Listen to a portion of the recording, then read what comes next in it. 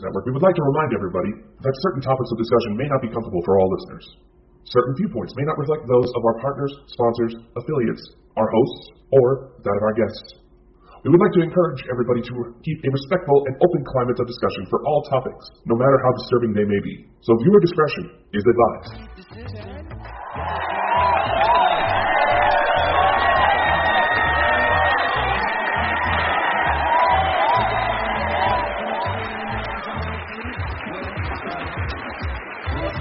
You know this world has gone insane. It is absolutely no secret. But tonight, Saturday night, you are about to experience the true measures of what that insanity can bring you. Tonight, you are about to see Ball and Bonkers, the one-of-a-kind show that delves deep into the world with no holds barred. Now, meet your hosts, Dakota Franson, specialist of the strange, and Crystal Mule, the UFO fanatic. Now, give it up, and let's see what these two idiots can bring you.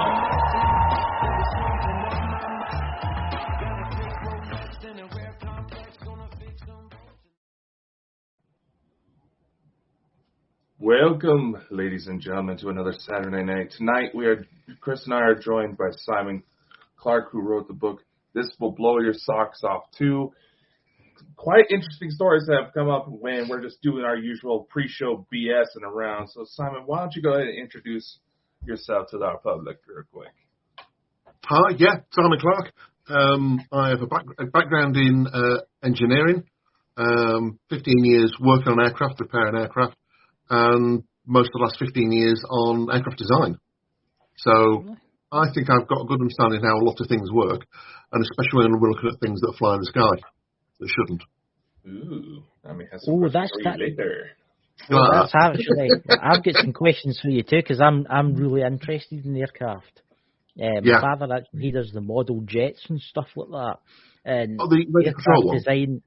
Yeah, the gas turbine ones, you know, the ones with the gas turbines. Yeah. Very expensive hole on the ground. Yes, it is a very expensive hole on the ground. He's probably watching this. It is a very, very expensive thing. So can you tell us how you got into this kind of book? How did it all start for you, Simon? Several things. My parents always told me that the first house they lived in had a poltergeist. So my parents were very open to poltergeists and strange things. And I remember when I was at school, 7, 8, 9, whatever, when it was at junior school, and some people claimed that there was a UFO flying around the area the night before. It's always the night before, and it's never that night. Of course, we didn't have mobile phones and internet and things. But I really got into it. I think I was about 19. I've been in the Air Force about 2 years by then. And for Christmas, I got Above Top Secret by, I forget his name, and it was just full of really good accounts of alien interactions. That, and then the engineering that I was sort of learning and going through at the time, you start realising there's things that are just not capable. And one in particular that's been doing the rounds recently, the 2004 Nimitz incident, when they got these things flying at 8,000 feet and, you know, they dropped down to sea level, whatever it is of a second. But, you know, these things were following the ships for like 4 days. Well, nothing flies that long because in a jet engine, you know, lots of transport aircraft, you can do air-to-air refueling, but there is a finite life because you're going to use some engine oil. You know, modern gas turbines are not as bad. The earlier ones that I worked on had a total loss system, so you put the oil in, it went through the front bearing, through a tube to the back bearing, and then out through the jet pipe, so it did get burnt. It used like £1 an hour. But there will be a finite life. How long, you know, you can't continuously refuel a B-52 or a C-5 Galaxy or something for days and days and days. You just can't do that. But then when you're looking at things hovering, you know, I think there's like an 80-knot headwind or something, but, you know, helicopters hover. Helicopters can't get up to 8,000 feet. There's no air. Is it true that helicopters can only hover for so long? Is it And I've heard that Yeah. helicopters can only hover for a certain amount of time. Yeah. So if you've got a full tank of fuel and it says that your helicopter will fly for 2 hours, Yeah. you sat on the end of the runway, you apply collective, and you lift the aircraft off the ground. You pull in about 80% power. If you hold it in the hover and just tip the nose slightly forwards, you start to accelerate. As you accelerate, you've now got air coming over the blades as well, which give you more lift, and you start to climb. As you're climbing, you get to say 1,000 feet. You can back up your power a little bit, say 70%. Now, if you so you're using 70% power, and that will last for 2 hours, that's the amount of fuel that you've got. But if you try and hover, you're now using 80 to 90% power, so you're losing a lot more. So you can't fly for 2 hours, you fly for like an hour and a half. So if you see a speck of a helicopter, whether it's 2 hours, 4 hours, whatever, that's in forward flight at cruise speed, at cruise power settings. It's like driving a car with your foot full down and top doing 120. Not that we could anyway, really. But if you could do that all day long, you're going to run out of fuel in an hour or less. But if you're at cruise speed, you use a lot less. So extra fuel tanks on board. You might be able to hover a helicopter for 3-4 hours. But also the helicopters are so unstable. I suppose these days they don't have the autopilot on, so it makes it easy. But very limited on the amount of time.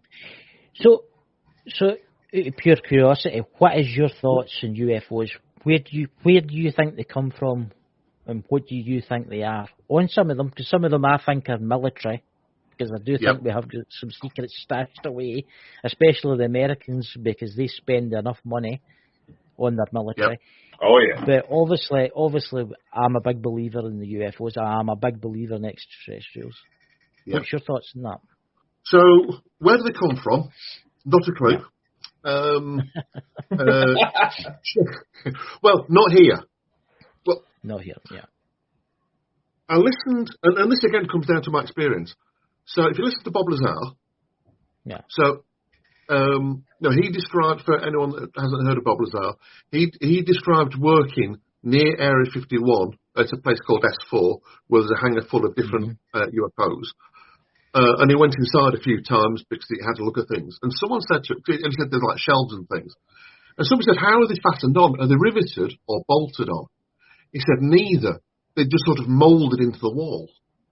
Now, back in the 80s, that was probably about true for everything. The most things, maybe some sort of pleasure craft, sailing boats things, would have things moulded in. But whereas everything, so much these days is carbon fibre.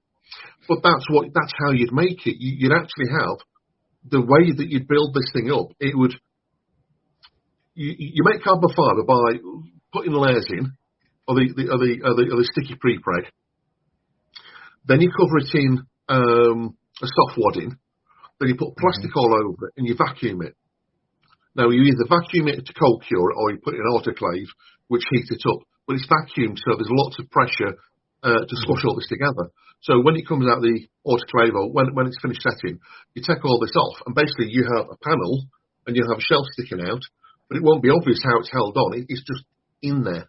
So it's basically saying that the technology he was seeing in the 80s was about where we're up to today on some of the interior stuff. So I've heard for like people extraterrestrial that have been inside these ships. That some of these ships could be living. You know what I'm trying to tell? The material they're made from is like a living material that basically molds itself into shape, and if it gets damaged, it's like skin, it repairs itself. Yeah, they grow the ship. Yes. Yeah. Yes. So I've also heard from other places where they talk about they talk about you got UFOs that have smooth skin, and you got UFOs that you can see the rivet lines. And the ones with the rivet lines are the ones that have been back engineered and built, like I say, probably by the Americans. Apparently, there was even when I don't know if it was Apollo 11, but it was one of the Apollos was sat at Cape Canaveral, Cape Kennedy, and a UFO flew past it to have a look. I don't know who said it, where it was, whatever, but back in the 60s, they had aircraft capable of flying without known propulsive systems. And that's where we get on to element 15, isn't it? 115. Before I let my co-host go here, I've always been fascinated with UFOs, not just because how they fly, it's because how quiet they are. Yes. And it makes you wonder, they must have no really internal moving parts. It's like you say, you've got jets, you've got F-15 fighters, you've got these transport planes. All of them have got moving parts, the turbines and the oil and... Yeah, and it turns chemical through heat into thrust. Yes. You turn chemicals into what type of motion is it? Physical motion. Yeah, I can't think what the term is, but the to have something that hovers that doesn't produce noise. There's no obvious signs of propulsion. I've come across a few things on there's Project Green Glow, which is when they're looking at anti-gravity machines and how you can make those. In fact, I did some experiments with that, with getting thrust out of gyroscopes. That's so if you've got a motor and then you've got a spinning disc, you spin the disc up. But if you turn the whole assembly, it'll lift up or it'll push down. So in theory, if you get one at each end, it should produce lift for the whole assembly. See, I've heard about the spinning Mercury. Have you ever heard about the spinning Mercury? Some reports, yes. I don't think anything that we've done. Oh, just remembered there was this propulsion. There was a guy, I think it was in Russia, back in the 50s or 60s, and he produced this. Had this machine on a desk, and if you got this weighing scales and you moved it above the beam, the scale went to zero, or it went the other way. Went like negative. It was producing lift. So they said, well, how high does it go? So they tried it at different heights, and they went to the room above it, moved the scale around, and all of a sudden the scale started lifting, as if this beam was just producing negative gravity all the way through the building. That's absolutely amazing. The technology that we're dealing, we are basically like cavemen compared to these. Oh, yes. Yeah. Dakota, would you like to? Rocket engines, like the newest things that developed, rocket engines, they're 1920. Basically jet engines are the 1930s, and petrol engines, diesel, or internal combustion engines. Yeah. They're back to the 1850s. The most modern aircraft, brand new aircraft. It's still popping out stuff from 100 years ago. That's the best we can do. Yeah. Well, I was like, all the military keep hogging up all the good stuff. They don't want to show off the fancy toys until times of war. Yeah, but it really makes you wonder what the military have got stashed away. I mean, they talk about Area 51. That's not really used anymore. It's used for like maybe jet pilots practicing. It's still used. It's used for, but there's other places. Yeah, there's other places now that are used more. I can't remember. Yeah. Is it where am I talking about, Dakota? It's near. Is it no Groom Lake? Where is it? There's a lot of places, Chris. I can't. It's Area 54. There's a lot of fucking Area 51. Yeah, it's like Area 54. It's called or something like that. But it's the technology. 54, isn't it? Yeah. Like a few miles north of the Groom Lake facility. I think it is. I think it's like it's like an underground complex kind of thing built under the mountains kind of thing. I watched a program on it actually. I just want to say everybody in the chat, welcome everybody. We've got 300 and odd people watching us right now. Thank you very much, all over the networks. But the technology is out there. I mean, do you think? Now here's an interesting question. Do you think that the US military or the British military or whoever is in charge have crashed alien craft for Roswell or? But the British military, I don't know. Doubt it. We might have, not sure. The Americans, I would say, absolutely yes. Oh, yeah. Absolutely yes. Now, Roswell, because we all know and love Roswell. What most people don't know is that there was UFO sightings at Roswell for about 3 weeks before the crash. Most people don't know that. Mm-hmm. But there's a tale. I can't remember which series I was watching. And this guy, he was an aircraft guy, same as me. So Roswell Air Force Base at the time was the only base in the US that had the nuclear missiles, the nuclear bombs, and the bombers to drop the bombs. And one of the things you do, if your aircraft's taking off from where you are and landing back where you are, they're not landing. They're not landing anywhere else. They might have some kit on board. They might not have a lot. But if they're going away for a few days, they need some kit on board. You know, you need oil for the engines. You might need other lubricating oil. The bits that normally break when you go away. So you have a box with all these different bits and pieces in, called flyaway packs. So this sergeant is going over to the hangar where they keep the flyaway packs. And as he gets to the side door, there's an MP stood there, Sergeant MP. Now, when you're on guard, you are basically the station commander, under the station commander's orders.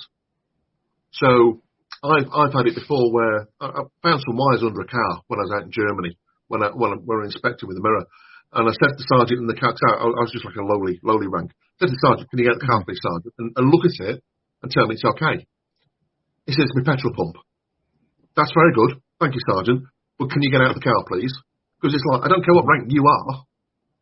I've asked you to do something and you will do it. And the guy next to me has got a gun with bullets in it. You know, you generally keep it out of the way. But, you know, you get to the point where you can say to him, on him. And he'll point the gun at him. Now you've got a report to write.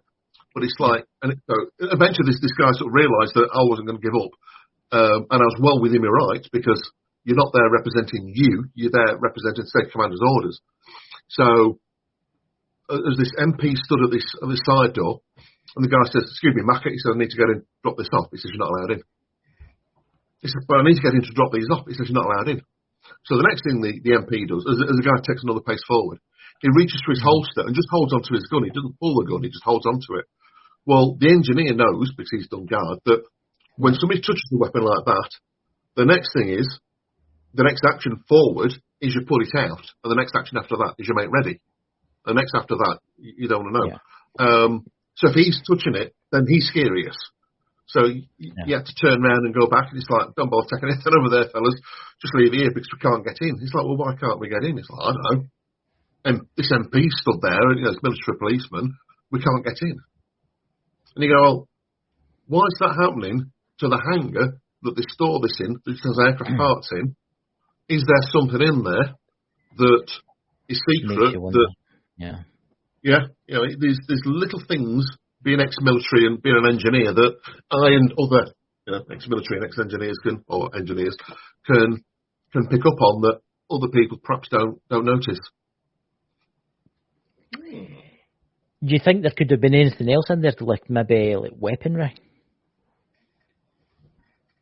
Could have been. I did read one report that apparently these were alien grey children out on a joyride that crashed. I don't know if that's true. I've heard that one too. One too. Dakota, would you like to ask? Now, I can't remember what series I saw it was, but it was examining alleged crashed UFO bits. It was just a little fragment that they tested. And they found that part of the composition of this alleged craft was bismuth. Like, what use would that have for aircraft? Bismuth? Yeah. Like the shiny crystals, you always have kind of a cube shape to them. Right. I know the sort of crystal sort of shape that you're meaning. What I do know is that when we talk about aluminium and aircraft are made out of aluminium, it's not aluminium, it's aluminium alloy. So you take aluminium and then you add in 3% of copper, plus or minus a little bit, and then add in other bits and pieces of other elements. You can add in magnesium a little bit more. and it makes it more flexible. They can be more heat resistant. It alters the properties. So when we're talking aluminium, there's 50, 20, 100, probably 200 different types of aluminium, and then you can heat treat it. So you add in different elements. So it could be an aluminium type material or composite material, not a composite, but it could be a chemical composition that uses that crystal. But I've never heard of that. Well, the composition of it, the craft itself, it was like you had the aluminium, then you had the bismuth, and it was just sandwiched together like that. That's what caught me off guard. I'm just like, wait, what does that do? Actually, that's interesting because there is not alclad. There is a form of aluminium. God, this is going back a few years, and you basically get it's an extremely thin sheet of aluminium, a bit thicker than turkey foil. Mm-hmm. Then you have a very thin layer of fiberglass. Aluminium fiberglass, and then it ends on aluminium. Now, what happens with that is if you've got a crack in aluminium, the crack spreads. They can spread quite slowly, then they get a lot faster. But because it's multiple layers, the crack might be in one of the layers, but it won't jump across the fiberglass to the next layer, unless it's absolutely torn it apart. So it's a lot more fatigue resilient. It's been quite a few years since I've looked into anything like that. Because alclad, when you see the shiny aluminium aeroplanes, what it actually is aluminium alloy in the middle, then they put pure aluminium on either side, because pure aluminium doesn't corrode, but aluminium alloy does. Mm-hmm. So you can see an aeroplane that looks absolutely perfect, but it has a scratch on it. You can see some white dust on that, and that's aluminium oxide. Corrosion, yeah. So, interesting. But speaking of chemicals and things, I was watching a program on copper mines all across the US, and it's where somebody's just dug a pit and dug out copper, and they used LiDAR on like a quadcopter, and you can see these little pot marks all over this hillside from 3,000, 4,000 years ago. Now that was interesting, and they said, well, what we'll do, we'll take a sample out of the lake, or they took a few samples out of the lake, and it detected when, and you can look at seeds and so many other things to date these different layers, and they could see when the copper smelting was done in the area, and it gave them this sort of 3,500, 4,000 years ago. But the one thing they didn't pick up on, which I did, was all the titanium. Right. You're thinking, who's been using titanium 4,000 years ago? Yeah. So I don't know the history of that, but it's like, as far as I know, that's not been used until more recently. See, the stories suggest that there was an ancient civilization before. There was many civilizations before, obviously, us. Yes, so this is the humans maybe fourth time round the block, as one would say. Yep. So what's to say that maybe one of these civilizations, there wasn't a war that wiped everybody out, and they used maybe titanium to build their jets, or their aircraft, or their tanks, or whatever. In modern history, in the history that we're told now, there's no titanium in that. But if you go back to India and the Vimanas from ancient history, they're all flying around in these craft because flying was normal. And you go, well, hold on a minute. Which takes us over to the shapes in South America. Yeah. Nazca lines. Yeah. Mm. And I had a slide on this. I was in Newmarket a few weeks ago doing a presentation. And you get the animals, and everyone focuses on the animals and what to be, whatever. But what I see is you've got these convergent lines, and they can converge for a bit, and then they go parallel. Well, what I have is I've got one of these convergent lines on my presentation, and next to it I've got the view that the pilot sees of a runway when you're coming into land, and it looks like that. Yeah. And then as you land it goes parallel, more or less. You know, it's the parallax angles and what have you. And it's like, well, if someone's flown and landed, that's what they're going to remember, and that's what they draw on the floor. And then, have you heard of cargo culture? I think I have. I've heard it somewhere. Yeah. So, explain it for the dummies in chat. Yeah. Yep. So, so Second World War, especially in the Pacific, the Japanese are on an island, the Americans will land on this island, they clear all this space, and the aircraft come in, and they talk to the natives, and so many people called John. They end up with it being called John culture. Anyway, so people have gone back to the islands 20 years later, and there's runways cut in the jungle, and there's aircraft made out of sort of bamboo and trees and things, and they're holding rifles that are made out of sticks. Sounds like really good fun, actually. And it's like, they cut the runways, because years ago, when I was little, or Grandad was little, they cut the jungle and the iron birds arrived.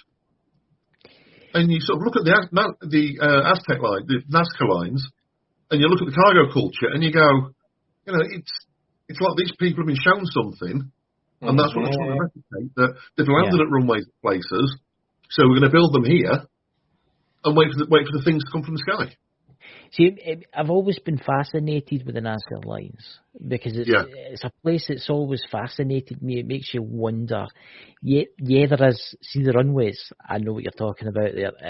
I believe you. It looks like a runway, right? Yes. It looks like a runway. But then you get the big figures of like people, where people have drew them. But I think that's that whoever's been left behind have thought, let's make pictures and maybe our friends will come back again. Using symbols. Using symbols to bring them back.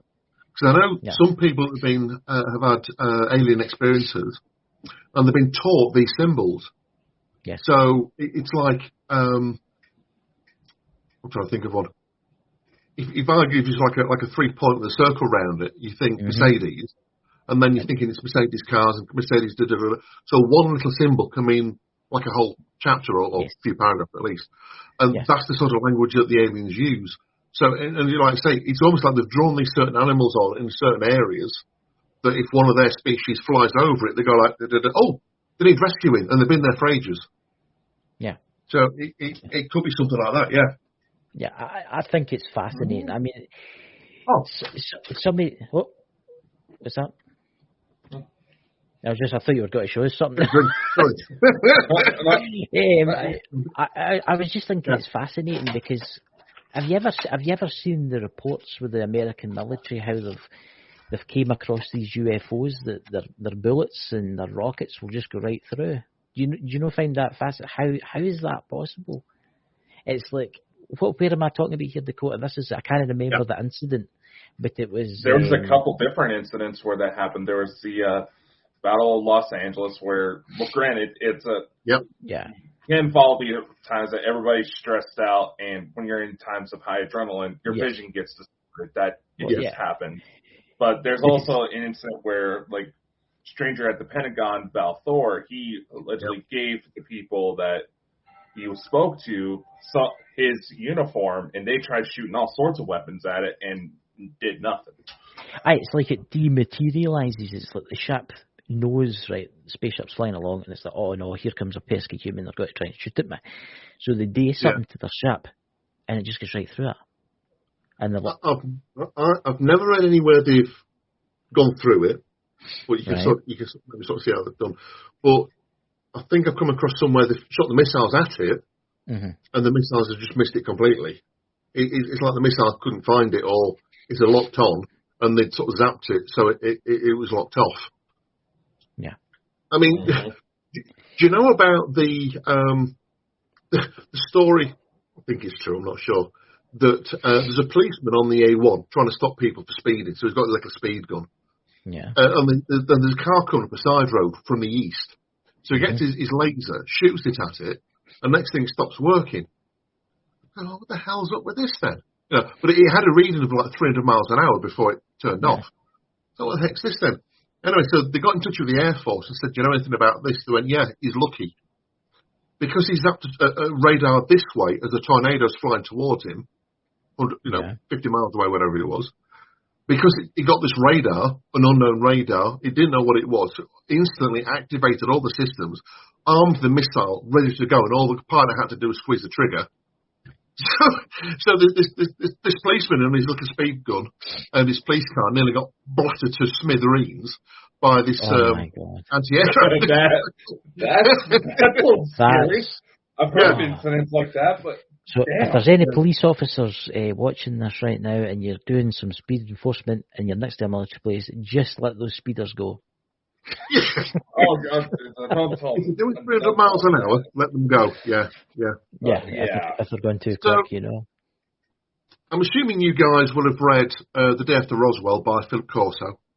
Yes, I've heard that. Mm-hmm. I've got the audiobook version. I've listened to some of it. Yeah. So I mean that to me is so realistic. Mm-hmm. For anyone who doesn't know, he got given a box of things that came off the Roswell UFO, and he was told to pass these out to industry. Industry had to make their own backstory and keep all the profits. You know, it's your invention, but you know we've got this. Now, if you start looking into it, transistors. You know, we're all of an age where you know we remember transistor radios as a kid, and they were like the big thing, and we didn't know why they were the big thing. But everything used to have valves in it. You know, a radio was the size of a TV today. I used to have a TV. My grandmother had a TV with big, massive valves in it. You good to remember this guy sitting next to me. He's only in his 20s. He can't remember the thing. I've seen old TVs like that at their thrift stores. I know what y'all are talking about. No, not the ones you had. You know, they were big TVs, but they were cathode ray tube, whereas these days they're all these flat screen. Yeah. No, the older ones didn't have computer components in there, which is what they had even back in the 80s and 70s. But the one we actually had one that you turn it on, you go in the kitchen, you put the kettle on, you make the coffee, you make yourself some breakfast, you come into the lounge, you sit down, you eat your breakfast, you drink your coffee, and then the telly would pop on. They took forever. So the transistors, which is what the tellies of the 70s and 80s had, you turned it on, count to 10, and it's sort of just about come on. And they had transistors in. Now, if you Google, Wikipedia, whatever, the invention of transistors, that's interesting. You got a manager and you got two blokes. Yes. The first story is, it wasn't what we intended to invent. No. Okay. The manager tries to take the credit for it because he invented it, and he tries to sell it onto someone else without involving the rest of the team. And then the next thing they did was once they invented it, was passed it on to the Japanese, who started making it because it was the big thing in the sort of 70s that, you know, all these transistor radios and all this high tech was coming from Japan. Yeah. But as I say, the backstory, when you look into it, you go like, nah, that's just bull. How can you create something that you were trying to invent when that's your job? Is developing electronics. A lot of stuff's been invented that way, is it not? A lot of things have been invented that way, is it not? It can be, but the whole story, you look at it and you go, and even if it was, well, we tried this experiment and got that result, then we tried that experiment and got this result, and then we thought, hold on a minute, and then we looked at that, and then we tried to make this. If there's like an evolution, you can go, I can understand that. But no, they didn't, and it's like, the electronics, avionics, outstanding. You know, we had the first. No, when you go. Sorry. Yeah, the first aircraft I worked on in the early 80s were designed in the 70s, 60s in fact. Was the design of the Jet Provost. You know, they had radio boxes in like this, and that was the radio. Yeah. You know, he's got a little tuner on the inside, but it's connected back down to this great, huge box thing. And the technology since then, it's just absolutely incredible. Roswell, if you've not been, by the way, Roswell is a very interesting place to go if I've been there. Have you been there? I would love to go there one day. Yeah. I mean, talking about technology, I mean, you look at technology now with like smartphones and tablets, and I mean, we're doing a show tomorrow on artificial intelligence. Yeah. Do you think some of these UFOs, do you think some of them are pilots? Do you think they're maybe like artificial intelligence that's maybe piloting them? I was down in Hereford. I was doing a book signing in Hereford. And I stopped at this lovely country pub. The the room would only hold about 20 people. There's a roaring fire one side. There's nice beer at the bar, and there's just friendly people all around. It was just brilliant. Yeah. And the landlord said, he says, he's staying with us a couple of nights. He's an author. Oh, what'd you write about? UFOs, Bigfoot and aliens and things. And the guy went, well, hold on a minute. And this guy said, I'll tell you a story now. He says, you believe in aliens? I went, yeah. He says, about 10 years old. He says, grew up living on a farm. He says, me and my dad were like walking across the farmyard. He said, in front of one of the barns was this blue ball, basketball, sort of football sort of size, and it just drifted across. And his dad said to him, if you ever tell anyone about that, he says, you got a whole load of trouble coming. Just keep your mouth shut. Yeah. 20, 30 years ago. Those little ones and the one that I saw, I would say definitely are artificially controlled.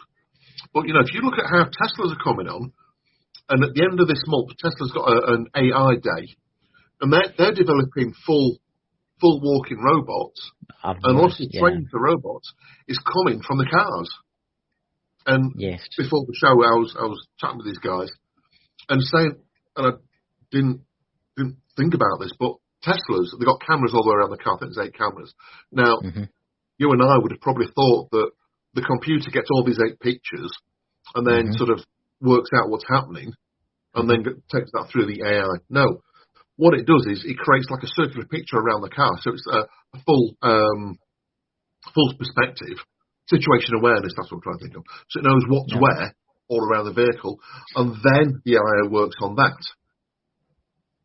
See, that's another step forward. Yeah. But maybe that's old technology that we've had stashed away that's now allowed to be used. It does. It certainly does seem to be that way. Speaking of old technology, this, as well as aliens, this is one of my other favourite topics. Ancient and advanced human beings. Let me move that over a bit. Yes. All those hundreds of people are sat on one block of stone. Yes. That block of stone is 4 metres tall, 12 feet, 4 metres wide, 12 feet, by 20 metres long, which is 70 feet long. Yeah. It's as big as 2 or 3 houses. It weighs 1,000 tons. Yes. And where they're used, about a mile up the road, has Roman built on top of it.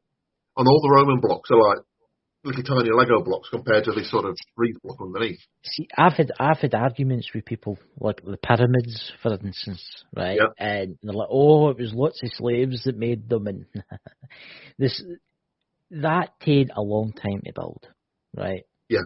Or there's some places throughout the world too that I can't remember the name yet. We actually did a show in it, Dakota, and remember I showed a picture of this place. I think it's in South America somewhere, and these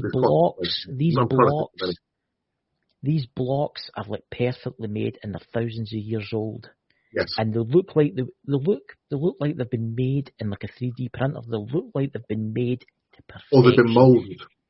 Yes, they've been made. Yeah. Everyone is exactly the same within. It's been measured.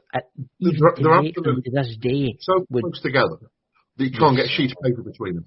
Yeah. Yes. Now, and this again goes back to my early engineering experience. So you get a piece of metal about that big, and you're going to square it off. Mm-hmm. Now, a piece of metal that size, 16 gauge, is 1.6 mil thick. It's like half a dozen sheets of paper. Similar sort of size, similar sort of thickness. To get that perfectly flat, and to get all the angles at 90 degrees takes you 3 days. Filing. Yeah. Now, more experience, you can obviously do it more quicker. But, if it takes that long to do such a tiny cross-sectional area, when you've got, like you say, these sort of 20-foot high blocks that are like 4 foot deep, whatever, 4 or 5 foot deep, how the heck do you get that so perfectly smooth? Yeah. You get the next one. If you have a huge circular saw, you could do that because you're going to get parallel cuts, so you have both blocks nearly touching, and you cut that bit away and pull it in, but you'd have all the teeth marks. Yeah. And you would know, because one of the issues with rock is it doesn't cut straight. You'll always end up with odd angles. And I think the ones that you're talking about, I don't know if it's the same place, could be a different one, but the rock comes from the other side of the valley. That's that. That's the same place. Yeah. These blocks are like 20 tons and 50 tons. Yeah. So you got to. I'm trying to look where my finger is. So you got to mine it. You got to bring it down side the hill, about 1,000 feet, across the river, and 1,000 feet up here. Now, I do have an explanation of the block at Ballback, which is the one I showed everyone, and then these blocks. They did it that way because for them it was easy. How it was easy, I don't know. But Well, they obviously had technology that's now long lost. yeah, you know, Tower Bridge in London. Yes. Is it Tower Bridge? Yeah, the big bridge with the lift up. Yeah, that's When Tower they Bridge, built that, when they built that, the steam cranes that they had at the time could only lift 5 tons, and that's in the 1800s. So how do they, a couple of thousand years ago, whatever? But this is when you can bump into people in universities and stuff like that. But yes, they used rope and they used logs. But then you say, but it's the middle of the desert and they're building these ginormous pyramids. Where did they get Another the wood one as from? well. So you're going to put your big block on logs. Yeah, they just rolled it on logs. How do they make the logs round? How do they make all the logs the same diameter? Yeah. Because if your logs are all different diameter, it's only being carried on a couple. Yeah. All your roadway has to be perfectly smooth and firm, and then your logs all have to be the same diameter. So how did you lathe a 30-foot trunk that was like 2.5 foot diameter down to 2 foot diameter, so it's the same as all the rest? Yeah. I'm thinking of that place. I think it's called. Is it Machu Picchu? I think it's called Machu Picchu. That's the one. Yeah, that's the one that's right on top of that mountain. Yeah. Yeah. And that's one of the places. Is Calo. Well, there's loads in South America. Oh yeah. Some other good ones. Sorry. No, I was just saying South America. That's a whole tour in itself, or just UFO activity. Lake Titicaca. It's the highest navigable lake in the world. Right. I think it's something like 8,000 feet high or something. I mean, it's massive. It's like 200 miles long. Yeah. It has seahorses in it in fresh water. Yeah. Seahorses live in seawater, and if you move an animal from seawater to fresh water, I can't remember which one, the osmosis, the either bloat or the shrink, I can't remember which it is. Yeah. But it also has toads that only live under the water. They actually breathe through the skin. I've heard that. I've heard that. Now, my theory, and it is literally just a theory, so I don't know, some of those sites have had big mudslides on them. Yes. If whoever advanced technology was living there at the time, because I think some of these sort of towers in the area, they've got like blast holes in them. It's like Star Wars type thing. Yeah. Not Star Wars, but you know what I mean. But the huge blast holes, all these rocks missing, and where these huge waves have come in and hit and washed everything down. Was there a scientific institute there that was doing experiments on seahorses and on toads and some of the other things, and it washed them down into the lake, and some survived and still survive today?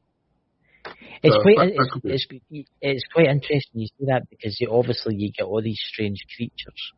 There is a lot of strange creatures in the world, but nobody knows where these creatures have came from. I mean, some of them think that they're maybe aliens or something like that, but maybe the ancients before us were dabbling in genetics.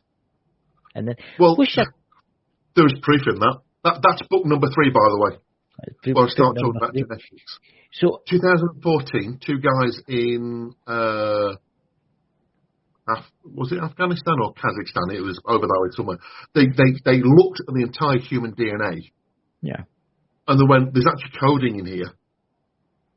Because you know that, is it like 3% of our DNA is used and like 97% is just junk DNA, apparently. But they found, I can't remember what they said it was, but there's like number systems and things in there.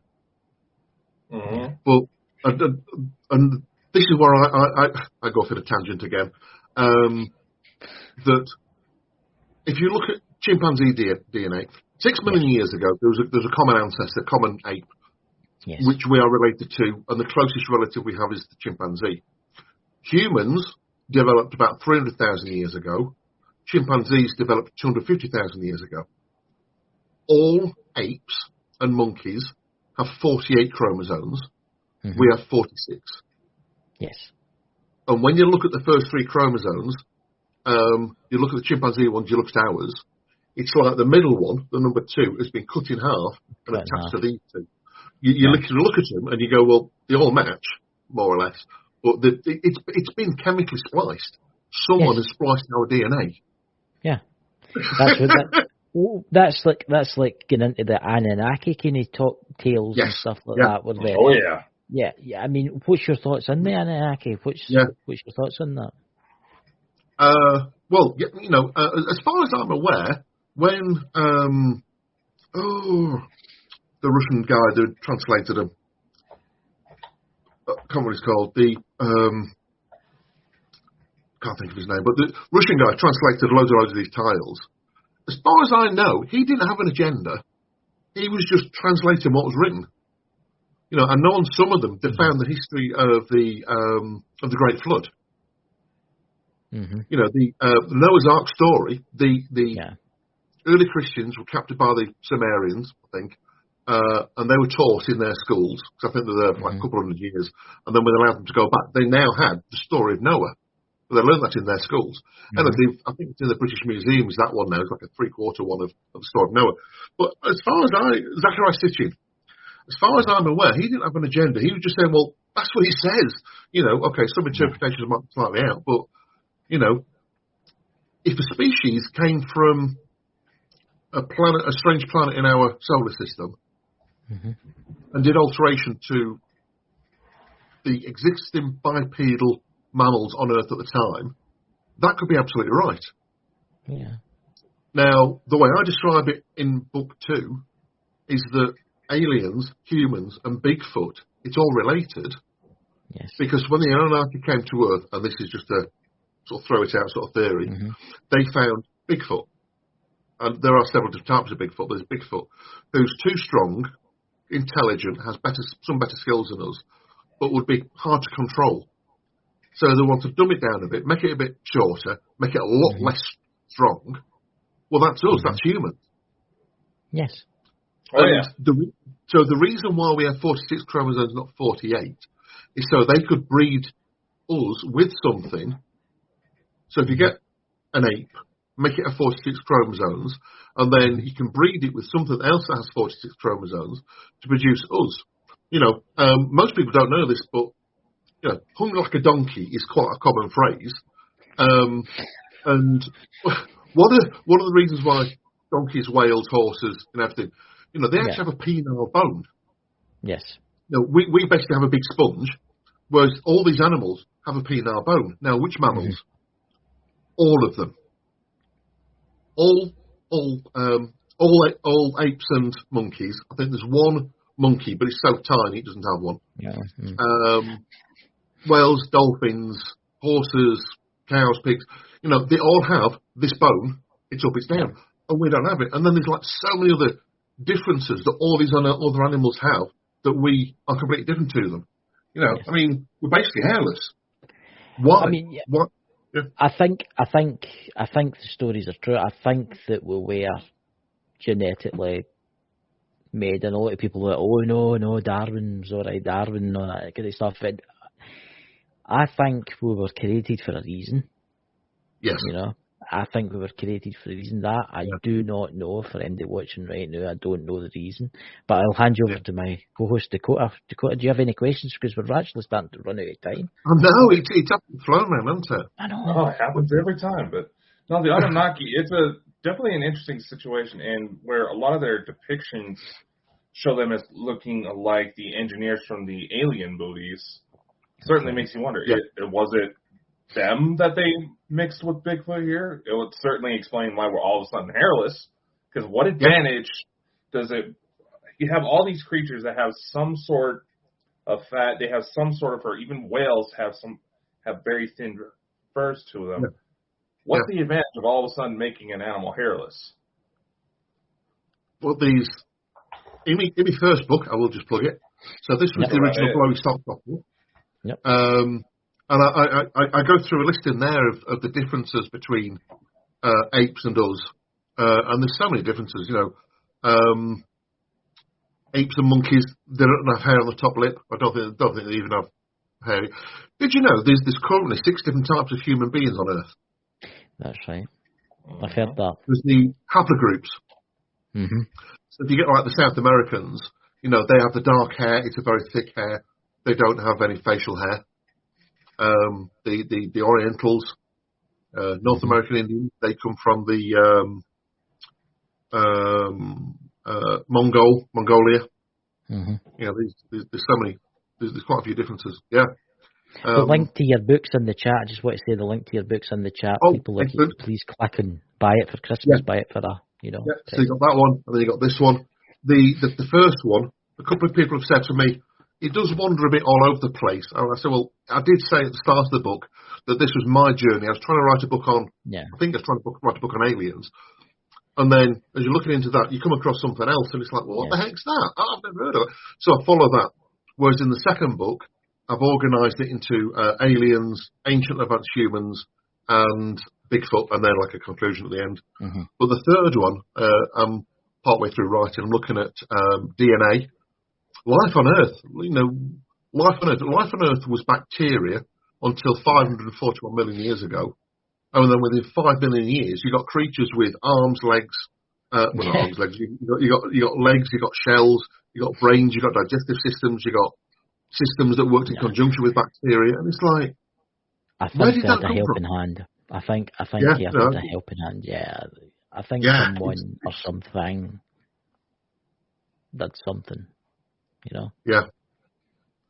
The one that's often quoted about, if we told people about aliens and UFOs that the public would panic.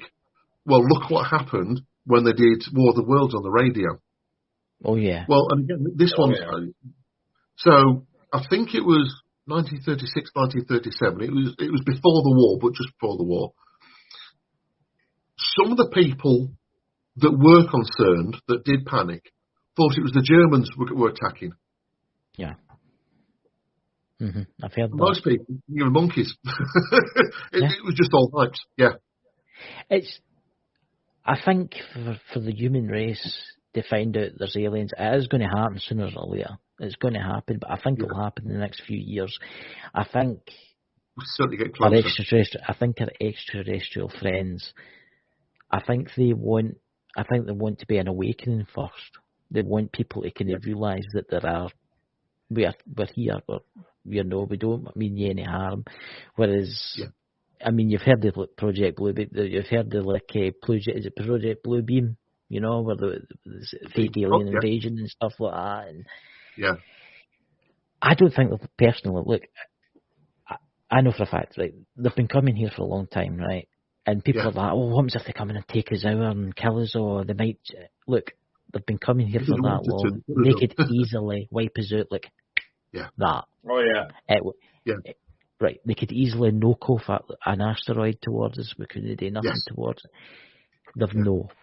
They come, they watch us. I've noticed that they like to watch us. It's as if they're watching us grow. But I think they have told the governments of the world, we've been using nuclear weapons and it's a bad idea. It's like what happened at the nuclear missile silos where they turned them off. And whichever, because they did several sites in the UK, but they also did Russia as well, didn't they? That's right. They did Russia. Russia. They turned those on, didn't they?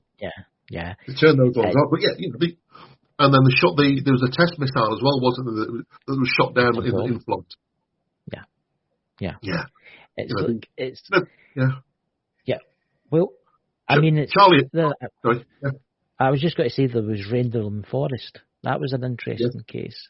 Yeah. It makes you wonder what was in that base. Why were they nosing, the extraterrestrials? Why were they nosing at that base? Because it's like you say, it was a little ball of light moving through the forest. Was that like a probe, just searching out to see what was there? I mean, if we are currently, with our 6th generation stealth fighters, we're currently looking at having drones fly alongside the jet aircraft. So that, if you want to go and bomb the airbase, the drone goes over and bombs the airbase. If the drone gets shot down, you've lost a $20 million drone or $50 million drone, whatever. But there's nobody inside it. That's right. So, if we are now at that step, then, it doesn't take long to get much further on. But I think, just going back to your point before, so I think the admission by the US Navy a couple of years ago when they said there are things in the sky that we don't know what they are. Mhm. They have capabilities better than ours. Basically, they're saying UFOs exist, and they're not ours, and they're not Russia's, and they're not China's. Yeah. To you and me, that says they come from somewhere else. You know, Of course they do, but yeah. okay, the public has to get it slowly. And I've also heard, and it'd be interesting to see, there's somebody who said that, well, now James Webb Telescope is up and running, it's going to find a planet somewhere where they detect signs of life. Only Yeah. small, and then, and it's like you say, they're going to slowly, over the next Yeah. 2, 3, 4, 5 years, hopefully, slowly give us more and more and more. You know, find bacterial life on Mars. It's still there. It's fine.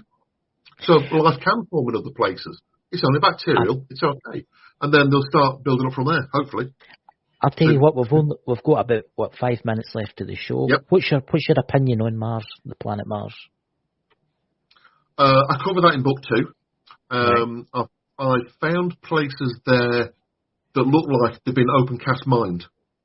Yes. So if you've got elements in the ground, so you start taking off the topsoil and you dig down, and then you realise that over here it's no more. So you get these like sort of bits of islands of land with like low level stuff in between, and all the low level heights are basically the same. Yeah. And I give coordinates in the book to go and have a look. But then whenever you look at these bits of land, because most of it looks like cliffs, but on one side you'll always see like a ramp area. Yes. Which is interesting. 1972, the Viking landers with the experiment testing there's a name for it, can't think of it, but they proved there's bacterial life on Mars. Mm-hmm. There is. It's fine. It's there. It always has been.